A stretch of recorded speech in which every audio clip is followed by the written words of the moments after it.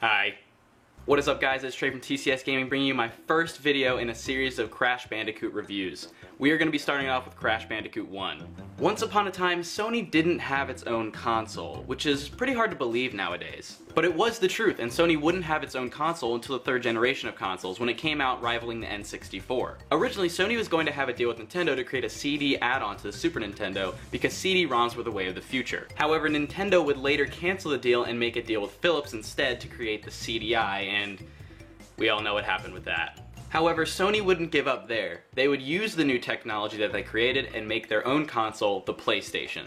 The PlayStation would jumpstart Sony's success in the video game market, and they would rival Nintendo at this point. As I said, CD-ROMs were the way of the future, and more companies jumped off Nintendo's bandwagon to go develop for Sony, because their CD-ROMs could hold more data than Nintendo's cartridges. But Sony was still missing one thing: a mascot. Nintendo had Mario, Sega had Sonic, and Sony had Crash Bandicoot. What am I doing with my hand? First, the plot. Dr. N. Brio has created a device called the Evolvo Ray, which has the ability to turn animals anthropomorphic. Oh, so that's where Sonic got his attitude. Hey guys, a little impromptu interjection into this video, but while editing this, I looked for a picture of Sonic to put in that clip you just saw, and I saw a picture of Sonic dabbing. So I just thought that I would share that with you. You're welcome. Neo Cortex, despite warnings from N. Brio, attempts to use his own invention on Crash to brainwash him and use him to create an animal army. Crash is a Bandicoot, one of these things. Actually, a long time ago my uncle nicknamed me Bandicoot because I played Crash so much. So it's actually this, or like this. But not this, but this.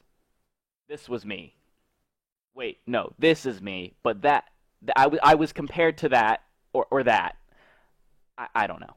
However, it fails and Crash escapes, but Cortex still controls another Bandicoot, Tawna.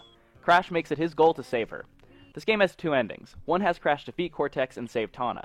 The other has Crash save Tawna but avoid Cortex entirely. Neither ending really matters for the next game since Tawna isn't even in it. That's really about it for the plot though. Crash has never really been known for crazy storylines, but it gets the job done. On to gameplay. Back in 1848 or whenever this game came out, controllers were looking like this. And most certainly this. But Nintendo was like, we need something new for 3D gaming. Unfortunately, the answer was not the Virtual Boy. Instead, they made this controller. It has an analog stick, which allowed more freedom of control for a player in a 3D environment. Well, Sony had these. No analog sticks. So Nintendo was like, how you guys gonna make a 3D platform with no analog sticks, bro? And then Sony was like, fuck. What are we gonna do? And then Naughty Dog was like, yo, don't worry, we got you. Just give us millions of dollars for this new game, thanks. See, Naughty Dog is one of those developers.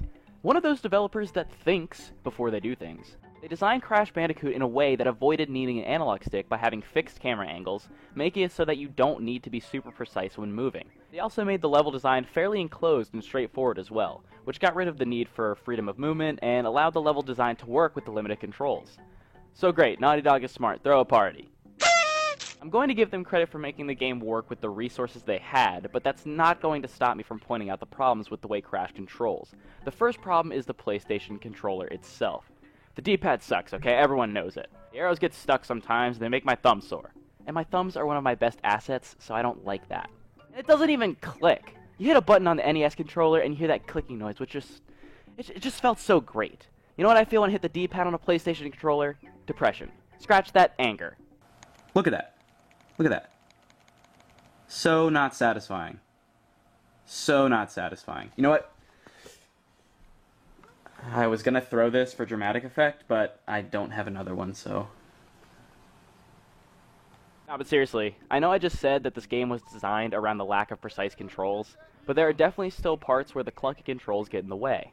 Another problem with the control is momentum. When you spin attack in Crash 1, you dart forward a little bit, which can be really annoying on small platforms. It's also difficult to change directions in midair in 2D sections, which, to be fair, is pretty realistic. I mean, you wouldn't be able to do that in real life. But I'm playing as an anthropomorphic Bandicoot with jean shorts on, so I don't really care about realism in this case. There's also an issue with depth perception. In certain stages, it can be difficult to know where you're going to land, especially in stages like Jaws of Darkness, where the stage is just too dark to see your shadow.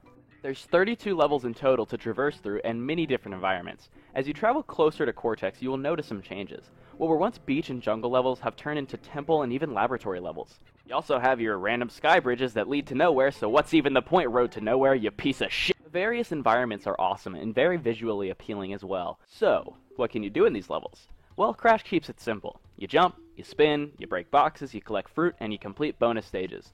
So yeah, it doesn't do anything groundbreaking, but it doesn't need to.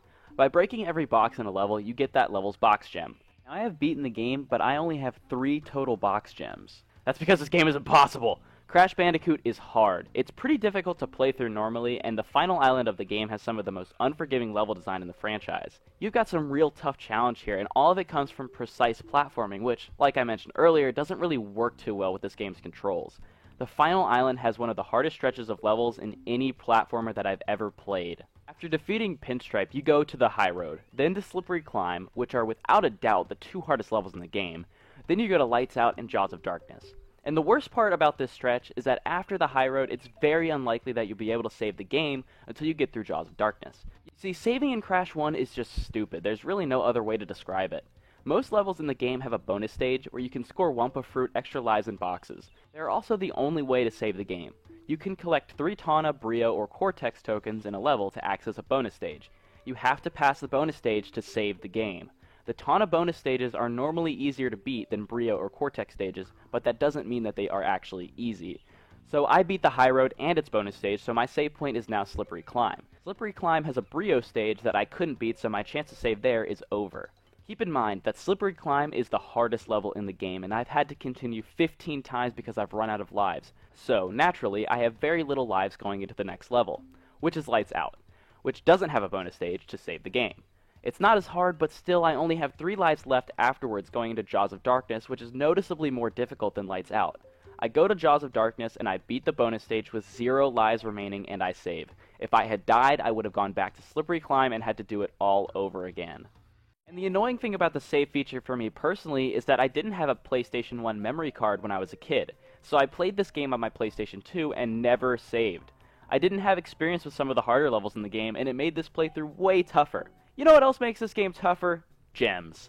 Crash Bandicoot has many gems to collect by breaking all the boxes in a stage and then finishing it. Collecting all the gems will score you an alternate ending where Crash saves Tawna without even ever fighting Cortex. So is this reward worth it? Fuck no! I would rather play the seal retrieval mission from Jak 2 5 times over than complete Crash 1. I've thought about it before and said to myself, psh, Crash 1 isn't that hard.